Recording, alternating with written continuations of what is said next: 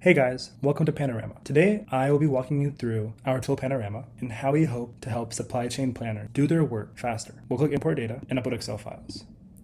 This involves adding their bill of materials. So for this demo, we'll add the bill of materials, which is basically the parts that go into making a SKU. Then we'll add in demand, so how many of a SKU I'll need in the future. And so these files were provided by a client to create and tie into it and create workbooks and workflows, which will make more sense in a second. But we've mapped the bill of materials to our internal bill of materials table, demand to our internal demand table, part inventory to our internal part inventory table, and open orders to our internal open orders table.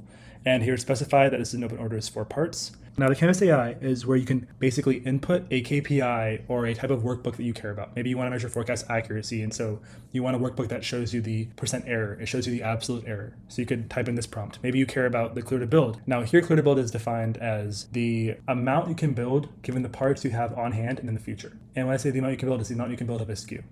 And so you click plan workbook. And this is important because every single client will have different business logic. And so the AI wants to interact with the client and figure out what those steps are. And this will contain the necessary sheets, columns, computations that we care about to calculate this KPI. And so it's processing thousands of records at this point, and it's doing it fairly quickly. And it's able to figure out that zero can be built. For this client, they are missing a lot of parts, so they couldn't build anything out. And so reports is where you can kind of create a weekly email, a weekly notification, or things like that.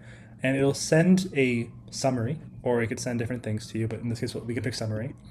And it can send you an executive summary of the values in there. So I won't configure anything right now. We'll just let the defaults exist for the sake of the demo. But what we can do here is you can create a report. And now we have a cool report set up. And this report can be sent, or it could just be, it can sit in the tool and you can come and visit it if you really want to. So a scope is essentially giving the user the ability to change the dates they want to run on, even the scenarios they care about, which I'll also show, and also the SKUs they want to process.